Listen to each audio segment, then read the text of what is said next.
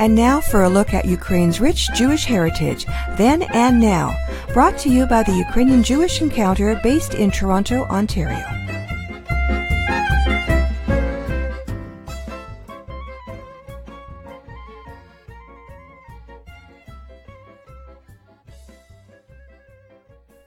This is Pavlina, producer and host of Nash Holos Ukrainian Roots Radio.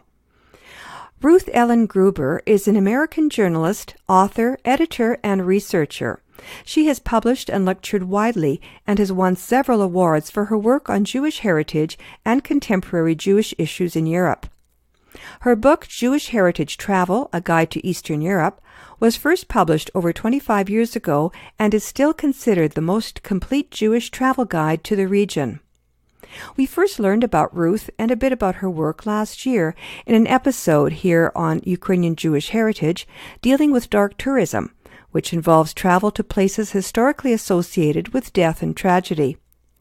Ruth's work, however, sheds light on Jewish heritage sites with the goal of keeping alive the memory of Jewish life in Europe through the restoration of physical reminders. Despite an insanely busy schedule, Ruth Ellen Gruber graciously agreed to share some of her thoughts about her work, the changes she has observed, and what it all means for the future. I caught up with her by phone at her home in Italy.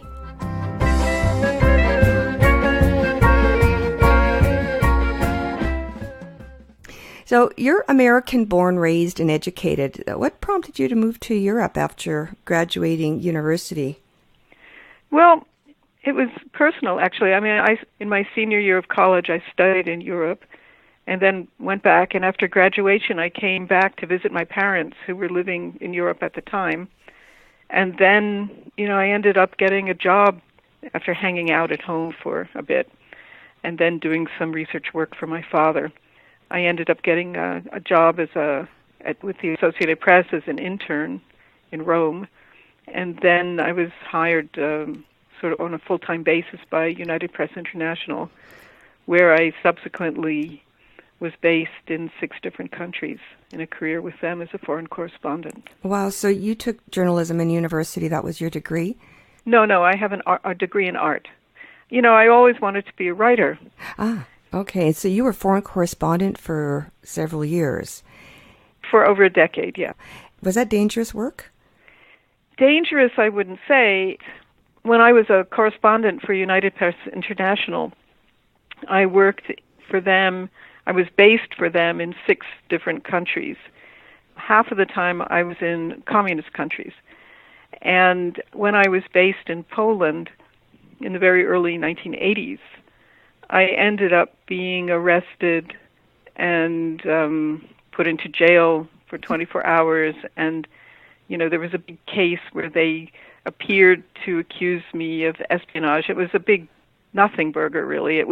They were making a case out of me to try to intimidate other reporters, and then I was expelled from the country.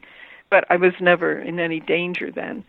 And where I was and what I was doing, I don't think I was ever really in any danger. As a foreign correspondent, I was in Europe the whole time. That sounds scary, although it's good that you weren't in serious danger. It was just a kind of a show thing. Yeah, it was, but it was a big deal at the time because Sure. it was January 1983, and it was a time of great tension. Poland, they'd had the Solidarity Revolution, Solidarność, and then martial law had been imposed. And this was an attempt by the authorities to make an example of me. They sort of pretended to accuse me of espionage. Oh, boy. Even though it was completely made up. It was very clear that it was very made up. But it was a way that they were trying to intimidate other Western journalists, but also intimidate Polish people who were our sources or our friends. Right. It didn't work, but I was expelled from the country, and I couldn't go back to Poland until the ouster of the communists some years later. So what led you to specialize in Jewish heritage travel, writing a book? Well, half of my career with UPI was in communist countries. Yugoslavia, I was based in what was then Yugoslavia, and then in Poland, and from both Belgrade and Warsaw, I covered the Eastern Bloc, as we called it. And this is a place where, especially in Poland, which was, the Jewish heartland. Right. But when I covered this area as a journalist. I covered Jewish stories, but, only as part of the whole story that I was covering, political, social, economic, whatever.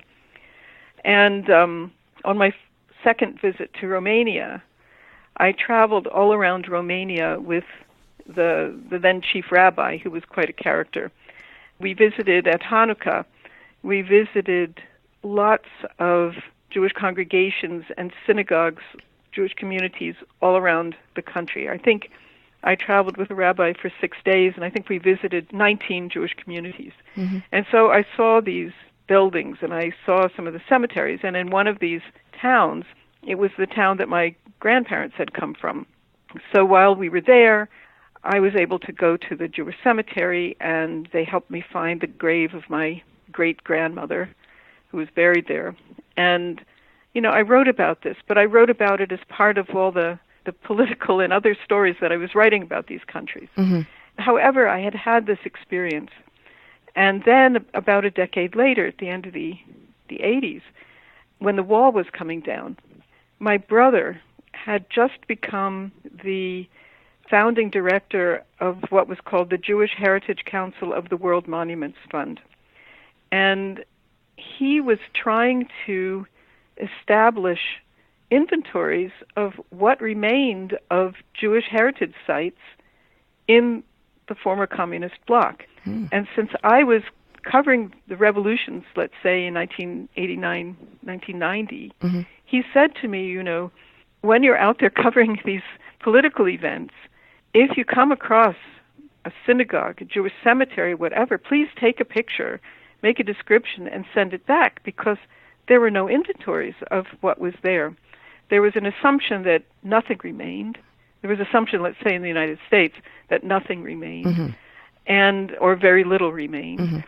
And nobody had general files. I soon found out that there were individuals in each of these countries who, on their own, had done research on the ground and had gone out with their backpacks and their bicycles and old maps to find these places. But many of them were not in touch with the others, and there was sort of no comprehensive idea of what was there across the region. So I started doing this, and I got extremely interested in it. And my brother came to Europe twice. I think it was September 1989. We traveled in Hungary together, and then in May 1990, on one of my first trips back to Poland after I was expelled, we traveled in Poland looking for these sites. And so I got very interested in it. And then I wrote an article for the New York Times in 1990 about visiting the vestiges of Jewish civilization in Poland, visiting what was there. And this, indeed, was an exercise in dark tourism, because basically everything I saw was a ruin, or a synagogue transformed into something else, or cemeteries that were totally overgrown. This was like visiting sites of tragedy. Right. But then I got very interested in it, and I made a book proposal and got a contract to write a guidebook to Central and Eastern Europe, and that became Jewish Heritage Travel, which was my first book. Right. That was published back, you said, over 25 years ago now, but it's been republished several in updated editions. Yes. It was first published in 1992, and then there were 3 more editions. The last one was published by National Geographic in 2007. And you've published another book since? Yeah, I've published several other books. The next book I published was called Upon the Doorposts of Thy House, Jewish Life in East Central Europe Yesterday and Today. And in this book, it's I think 5 long essays about how the physical remains and the physical traces of pre-war Jewish history and Jewish civilization resonate today. How they are today, what they look like today. I mean, today meaning the early 1990s. Sure. And how memory, how they trigger memory. And I call it Upon the Doorposts of Thy House, because in Jewish tradition, you put a mezuzah, that is a scroll with verses from the Bible, from the Torah, on the doorposts of your house. And they mark Jewish houses. The mezuzah marks Jewish houses. Right. And my sort of conceit that I used in this book was that in many places in Europe, especially in Eastern Europe, but also I've seen it in Italy, many houses at that time, you could see the scars where mezuzahs used to be, where they had been removed, either by force or when people, moved away or something. But they denoted these scars, these places where mezuzahs used to be. You can still see where they used to be.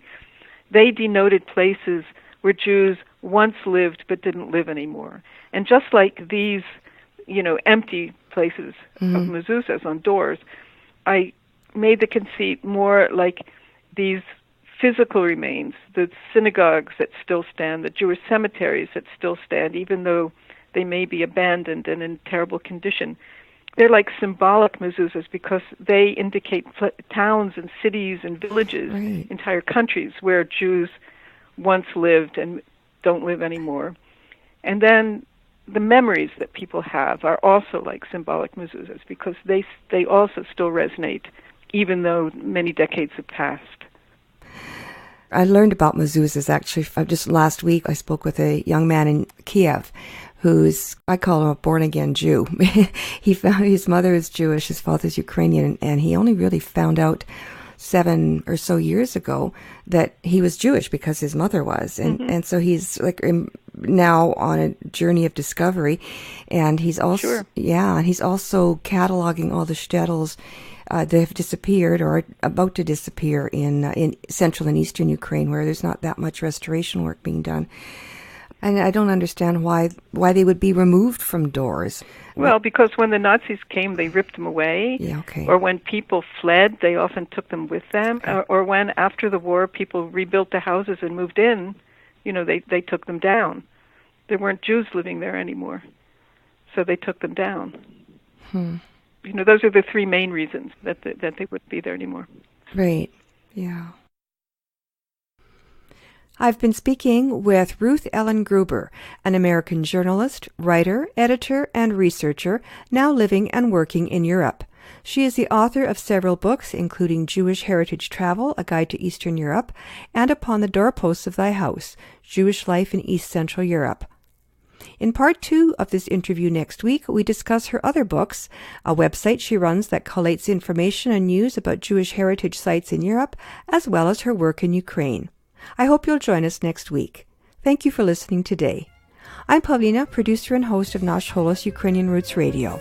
Until next time, Shalom.